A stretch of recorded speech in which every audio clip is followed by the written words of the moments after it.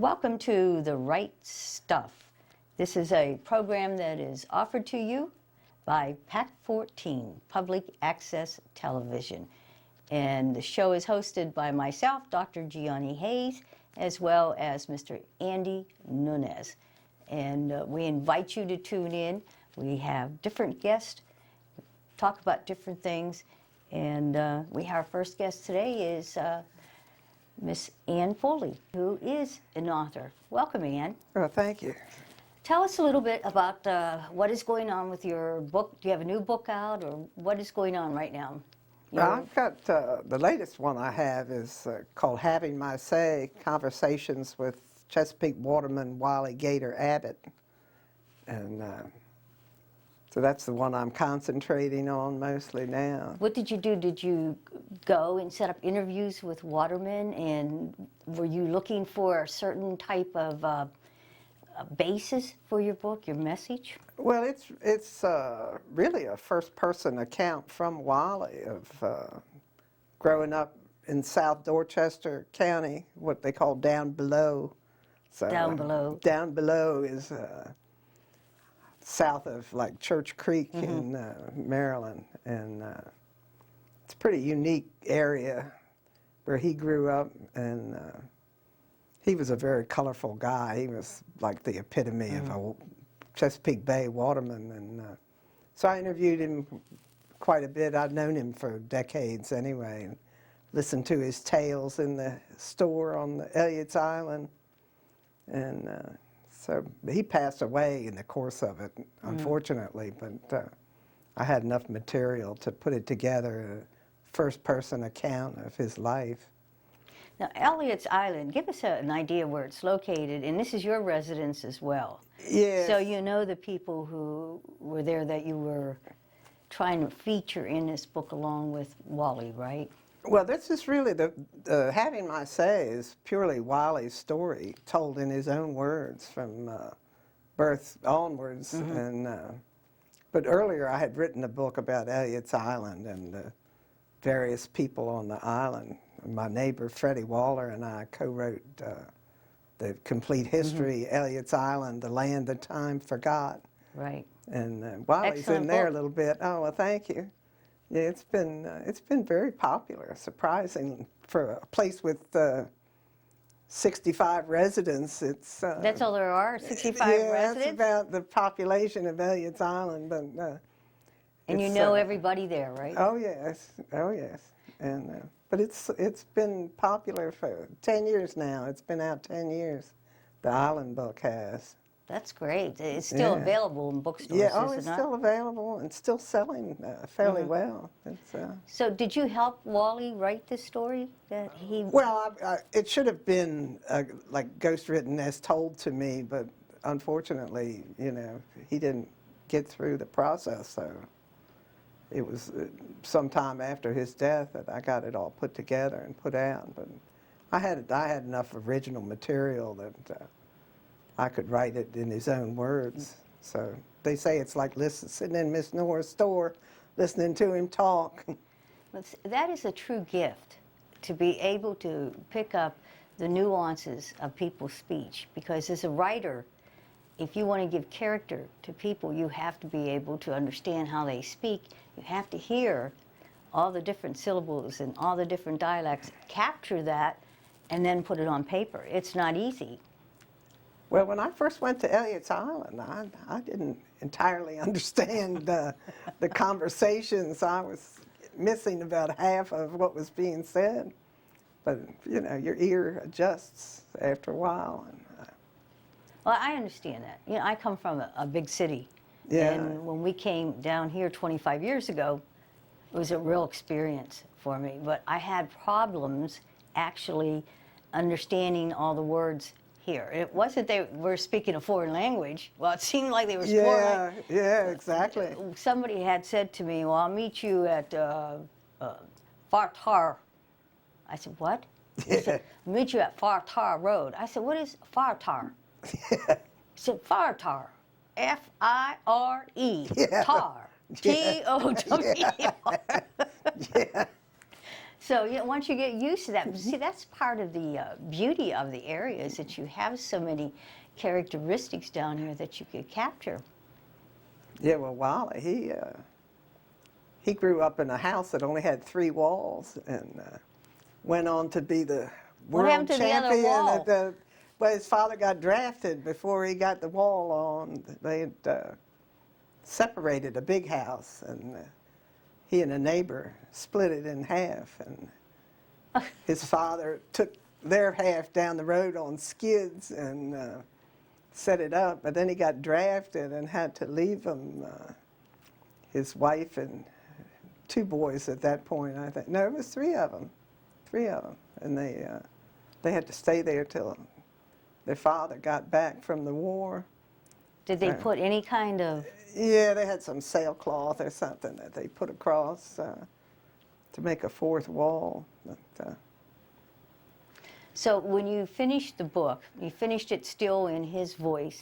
You retained his voice all the way through. It was the only way to tell it. But you had enough material to know how you wanted to end it. Did he pass away before you had... Well, we never went from A to Z, you Okay. know. We used to have coffee and just talk, so. Now that's interesting. I want to touch on that. When you're interviewing somebody like this gentleman, did you deliberately go in there with a recorder and notes, or did you just sit and talk and try to keep it in your mind so that when you went back someplace you could write it down? Well, we had a recorder between us, but we didn't really follow any pattern. We just kind of rambled, and so it went on for months. And in between conversations, I would try to patch something together and rough up some areas that needed to be filled in more. You were talking about Wally, the book that you had written, and you were telling us what an outdoors person that he was. But I understand you're going to do some outdoor things yourself. What are those? It's a show that's, this will be the 64th annual National Outdoor Show next week, the last weekend of February. And it's put on by the people of South Dorchester to keep their traditions going there. A lot of them have Native American blood like Wally did and Wally's family, and they have contests like the speed skinning contest where Wally was the champion for 13 years.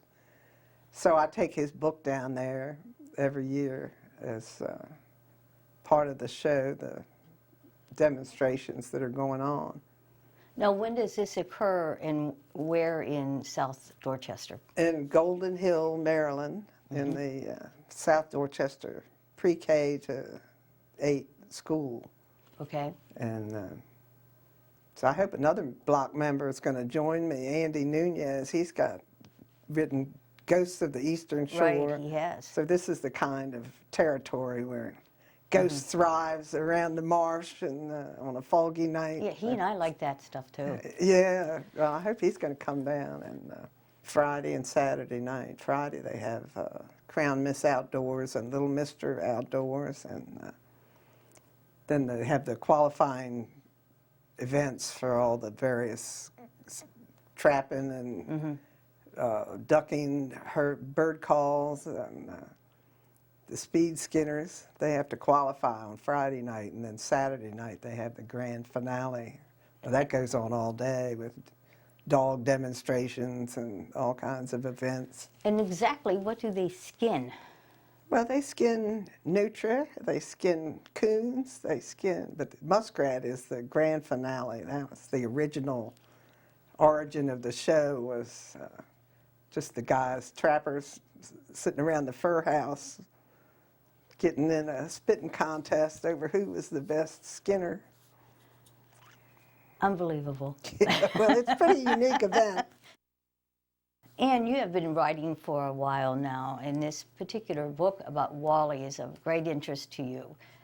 What is it that you wanted to depict to the readers about this book? What is the meat of this book that you wanted readers to walk away with after they've gone from cover to cover?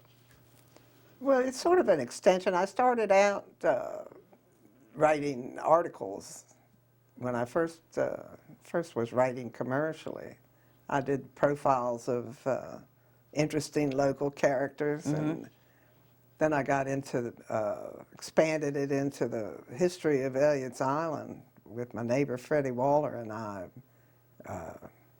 just to record the uniqueness of the place that was.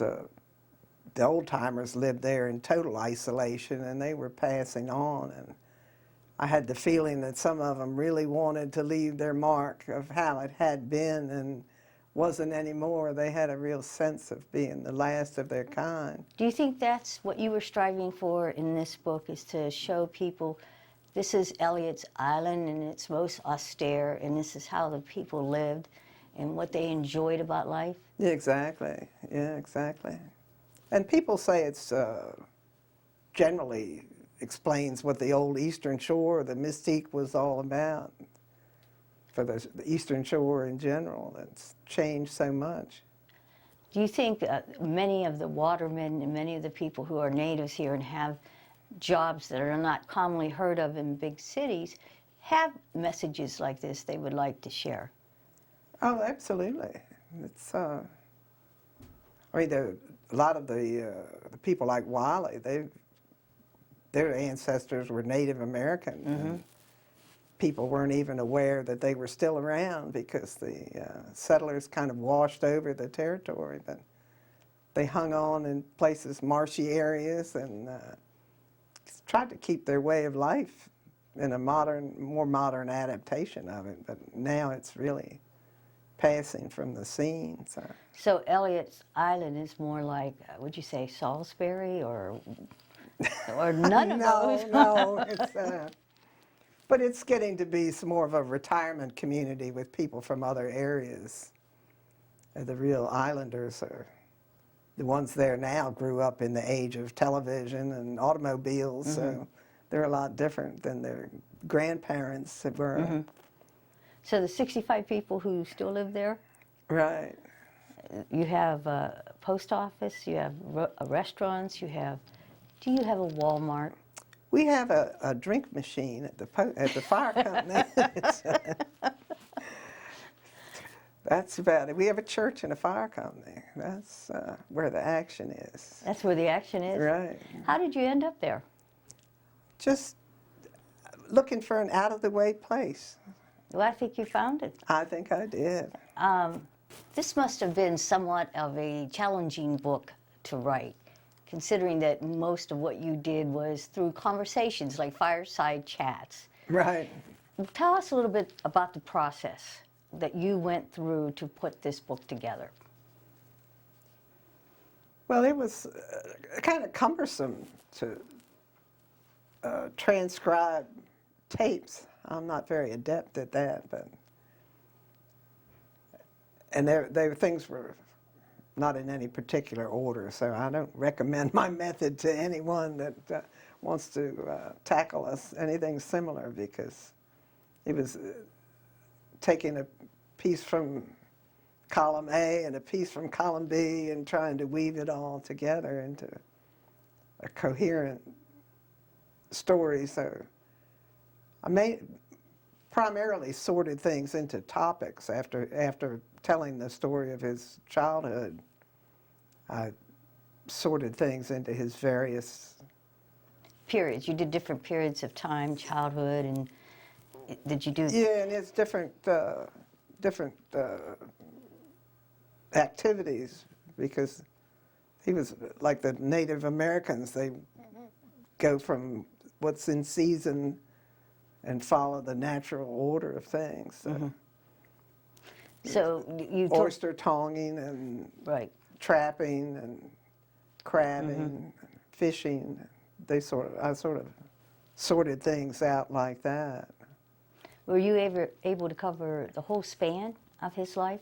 Yes, When you listened to him on a tape and from your conversations, then did you go back to your house and transcribe the tape and then start putting the notes in order? Did you have to call Right, him yeah. back up and say, well, Wally, I missed something here. Can you add something in here? Yeah, well, I would have some questions to start off again the next time he had time to sit. He was more or less semi-retired at that point when he had time to spend with me and get these tapes down. And what did the people of Elliott Island think when you were working on this book? Did you talk to them about him? Did you go to the library to see if you'd find any information? Oh, he'd been written up. He'd been on the front page of the Wall Street Journal. Really? His unique title of world champion muskrat skinner, he would make it into the newspapers fairly regularly around February when the show was coming on. So there was some material there. So you managed to put all of this together, and when it was all done and you looked at your book, did you have that satisfaction that you got your message across about Elliott Island and the old days and how it's changing? Well, I felt good. I felt good about the book, and then I go somewhere like the outdoor show, and he's got cousins by the dozens, and or if they weren't related, they went to school with Wally and all that, and they'd all tell me that that was him. So I knew I'd got it right. Well, when you have people tell you that you've captured a character, then you know you've done a really good job with that. Yeah, I feel well pleased. People tell me they're laughing and crying and really enjoying the book, so it's wonderful to hear. You know, Ann, I've known you for years, even when I first started writer's block. And I know that writing is very important to you. Do you think that the writer's block gives you what you need to be a fulfilled writer? Oh, absolutely. It's a huge help to have a group to give you some honest input and take the time to see what you're doing, and no matter how good you are, you could always be better, and I don't know how Absolutely. people improve without having people to really give them some constructive criticism. They talk about the old days when everybody had an editor who would take their manuscript and just encourage them and look at it and give them all the feedback, but those days are long gone, I'm afraid. Well, absolutely. And I think the best feedback you could get now is from fellow writers, and sometimes people who have no interest in writing at all but love to read. And that's the most valuable thing that a writer can get. And I think the writer's block provides that, and they do lots of critiquing and the camaraderie and fellowship with other writers. Oh, it's invaluable to me. But the writer's block's a wonderful opportunity for networking too, because as you know, the Arcadia projects came down through your connections with the publishing company. And, another block member and I, Gloria Johnson, we co-authored the pictorial histories of Dorchester County and Cambridge. They were great sellers too. You did a great job with them. Yeah, they've been reissued. They're still still going. Let me ask you this before you go back to Elliott's Island. What was it, where time has forgotten? The land that time forgot. The land that time forgot. Would you encourage other people who feel they have a book inside them and they really need to get it down? Would you encourage them to write it themselves, or would you encourage them to find somebody like you to write the book?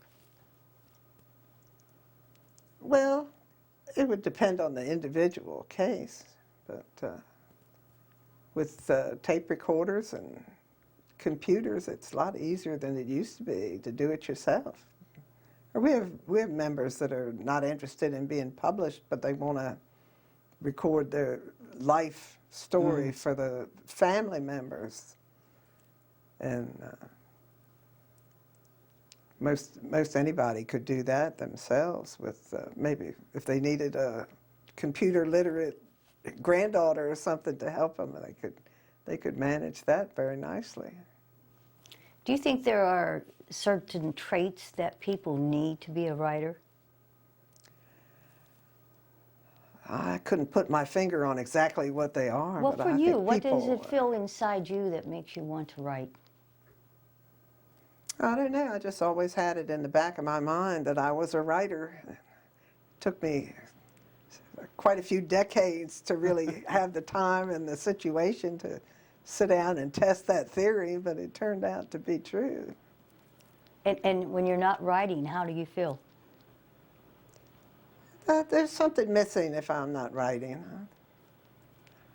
I have to do a little bit of something to get right with myself. But writing encompasses more than the actual sitting down and writing. Many people aren't aware of this, that it also encompasses the pre-writing, which is the research, and the interviews, determining what message you want to get across, determining who your writing is for. And then you have that whole process of writing where you start to put it down. But for me, the true writing is in the rewriting. What do you think? Oh, I'm do a lot of rewriting and a lot of researching. That's to the point of being a procrastinator. Just at some point, I have to stop researching and stop rewriting and let her go. But I'd much rather just go over and over the same ground. Mm-hmm. So what are you going to work on next? Well, I've been trying to do a little fiction lately. This is something new for me. I had the writer's block's first anthology, Mules, Motorcycles, and Memories. I have my first published piece of fiction in that. Congratulations. Well, thank you. So I'm trying to expand on that, perhaps to the extent of having a book full of short stories. Where will you take your books now to get them promoted? Are you going to, do you have some kind of program set up for yourself to promote the works? Or do you just go physically from bookstore to bookstore and say, here are my books, will you take them? Oh, I do all of the above. That's the price of really being a writer, is having to promote your work. Most writers, I don't think it comes naturally to them to Well, I turn don't into think so. salespeople, but That's the hardest part for me. it's nobody else is going to care about them as much as the author. So Mm-hmm. it's a necessary evil to get the books into circulation. Now, luckily, I have a distributor who gets them into chain stores, Mm-hmm. which is a big hurdle for a beginning writer. How did you go about acquiring a distributor to do that? It was really by public demand. They were in the region here, within the Eastern Shore region. They were selling very well, and so there's a bureaucratic process to getting into a chain store, but they took the time to set me up with a distributor who had access to the chain. Would you recommend other authors do that who have books published, that they, and particularly if they are self-published, that they find a distributor? I would, if possible. It's getting harder and harder all the time. Independent stores are getting fewer. It gets to be a tough business after a while. Between Amazon and the chain bookstores, the independents are getting closed out. Mm-hmm. Mm-hmm. But they're the ones who really support the local authors. Oh, absolutely. And many of the big chain bookstores won't carry local authors if they're not, their books are just selling locally or regionally. Right. They want the bestsellers in there. Yeah. And shelf space is always at a premium in Celebrity bookstores. books. Yes, And, absolutely. Absolutely. But did you personally call a distributor, or how did that happen? well, they recommended that a company that I contact, and we reached an agreement. So they've been handling my books for a couple of years now. Mm-hmm. And you're satisfied with their service? Oh yeah, they're wonderful to do business with. But then they don't have the same incentive to sell as the author has. Absolutely. They've got right. many books, and they're not concentrating on selling any one particular book that much. Mm-hmm. So it's still necessary to get out and beat the bushes. What advice would you give to people who want to be writers? Join the writer's block if they're anywhere within the reach of Salisbury. It's tremendously helpful and very supportive, and real opportunity to learn from people of all stages of development. And it meets every third Saturday of the month. Third Saturday of every month at the meeting rooms downstairs in the Salisbury Library. 1 o'clock. 1 o'clock, 1 to 3. And do you have speakers come in? What do you typically do at a meeting? Well, we discuss each other's problems and critique, and we're preparing to publish another anthology, a second anthology. The first one went very well, critically acclaimed. Mm-hmm. Great. So we're working on the second, which is going to have an Eastern Shore theme. Mm-hmm. The first one was random, but this one's going to be on the theme of the Eastern Shore. Prose, poetry, mm-hmm. fiction, nonfiction, memoir, a little bit of everything. I thought the first issue was extremely well done, you know, under the guidance of Tom Taylor, who's president, and Annie Nunes, who's vice president. Right. I thought, and the rest of the officers as well, some members.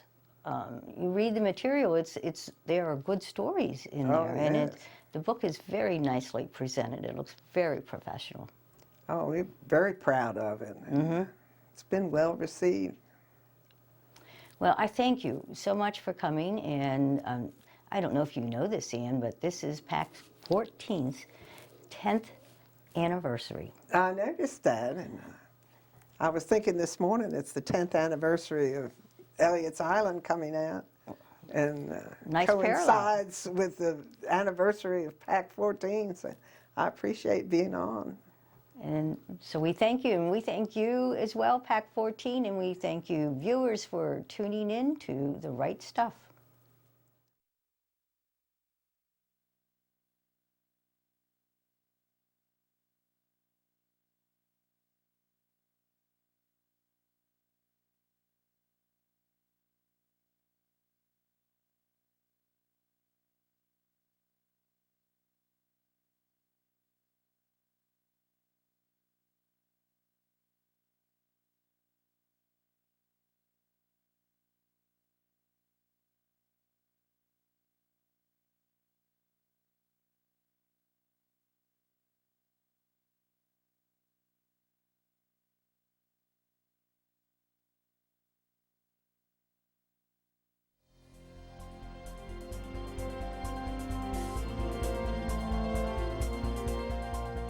Would you like to see your community organization or nonprofit group featured on PAC 14? To get started, contact us at 410-677-5014 or visit our website at www.pac14.org.